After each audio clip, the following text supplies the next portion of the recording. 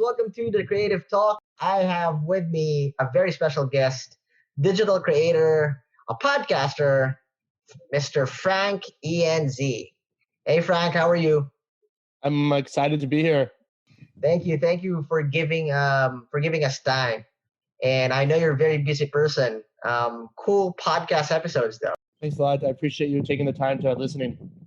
Yeah. So, share us your story, Frank. How did you started podcasting? What was the creative journey behind it?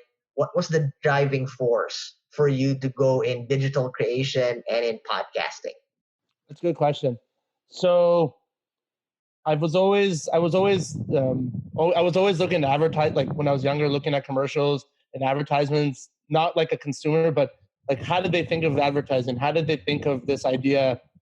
They have people in a business room thinking about, oh, this will work. We should do this. This will work. This is what this is the approach that we should do. So that as a young person, I always found that to be interesting and cool. So I've always had like weird ways of looking at commercials and marketing and business. So as I got older, basically what happened was I got a job right out of high school, didn't go to university. I wanted to take some time off. So I got a job at a print shop. So kind of when digital was growing. So like digital print, digital files.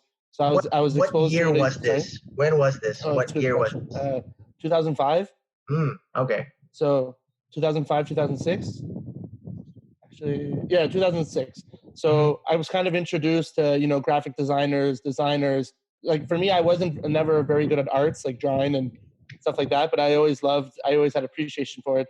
So Right. At this job, I learned kind of people skills with, customer support, sales, so interaction with people. So I always loved talking to people.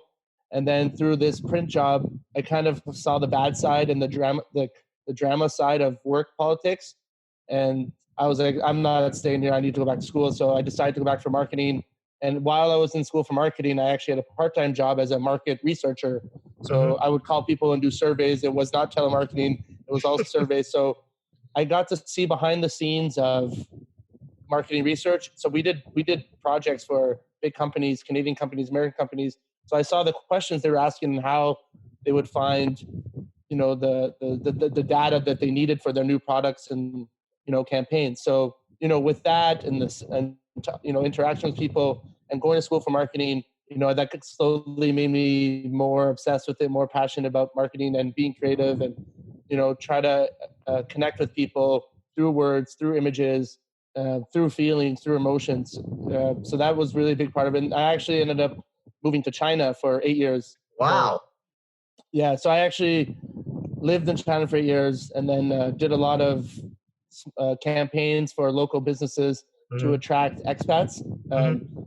So that was cool because, I got to learn how to do business with Chinese people and I got to learn how to, use North American styles, combine it with Chinese styles and kind of just grow from there. And because China is such a fast-paced country that, I learned a lot from them in terms of marketing and, campaigns and ads and, like marketing efforts and marketing projects. So that kind of really helped me even more fall in love with it even more. And then going back to your question, why podcasting? I've always wanted to do it.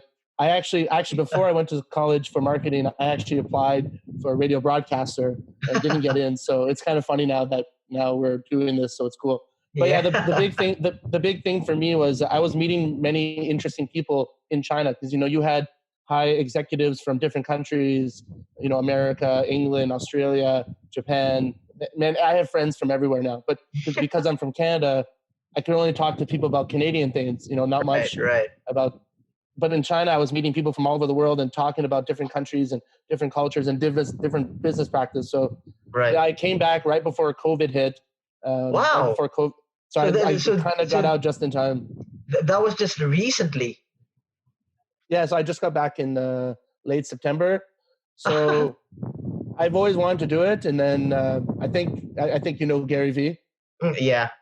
Everybody knows Gary. One of his talks was like, just do it. Like you have a phone, you have the app, anyone can do it. So I started, and it's actually been a really cool journey. And if it wasn't for podcasting, we wouldn't be here together. So that's kind of it. Kind of yeah, that's pretty much my story with marketing and getting involved with podcasting. How does podcast help you in your business? When I first started, I posted an ad.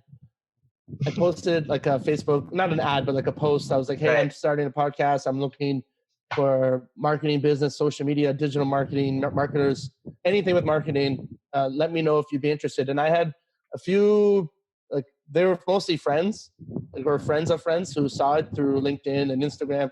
So like, hey, I'd be interested.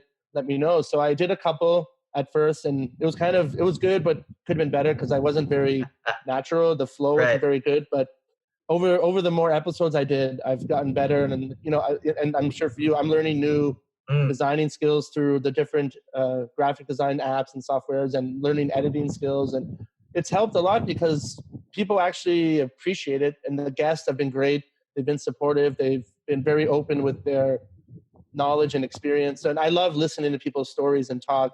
So that's been a big part of it. And the best thing it's just opening so many doors. I've had conversations with people in India, America, other parts of Canada, people in my city, people in China. Now That's the and beauty of it, right? That's the beauty of it. yeah, It's an avenue that you can meet different people, especially in this era and this age that, even though you're in a different part of the world, even though you're in a different region, we connect. Like you're in yeah, Canada now and I'm in the Philippines, so that's south and you're yeah, on the other side of the world. yeah. I've actually been to Manila and Boracay. Wow, right. Yeah, so I loved it. I'm living in like 2 hours away from the capital, 2 hours away from Manila. Okay, cool. Must be beautiful.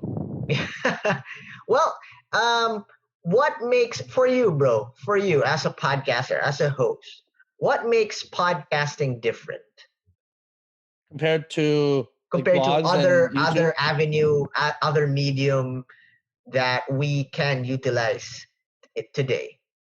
That's a good question. I think you can get real personal and Mm. hear stories like up first, like it's all about stories and experience. And I think how else we're going to learn about each other's stories and journeys. And everyone's journey is different, everyone's story is different. But hearing other people's stories, it's more interesting than watching Netflix. You know what I mean? It's more interesting than watching, I don't know, on Instagram or TikTok. Watching people try to become famous. This is actually real Right. conversation. It's like having a coffee with someone, So I just love the personal touch. I like that. I like what you said. It's like Yeah, having a coffee with someone. Having a real conversation, an authentic conversation with someone. Right. yeah. Mm. So it's great to let's say you post on Instagram. Oh, I did a podcast with this Canadian individual, and then they're like, oh, who's that? And then I'd be like, oh, I did a podcast with someone from the Philippines. Oh, who's that? You know what I mean? It's actually bringing us like our networks together and closer Right. in our Right. connections. So moving forward, it might be beneficial, but I just think it's awesome because it's just interesting. Like, you're like you said, you're in the Philippines, I'm in Canada, and here we are talking 12-hour difference. I just woke up, you're going to bed soon, Yeah. and it's motivating, it's inspiring. I just love it. Dude, with all this benefits that podcasting can give to people, why do you think there's just a few podcasts out there and a few podcasters out there compared to different medium, like let's say video, YouTube channel? Why do you think so? There's a few podcasters and podcasts out there.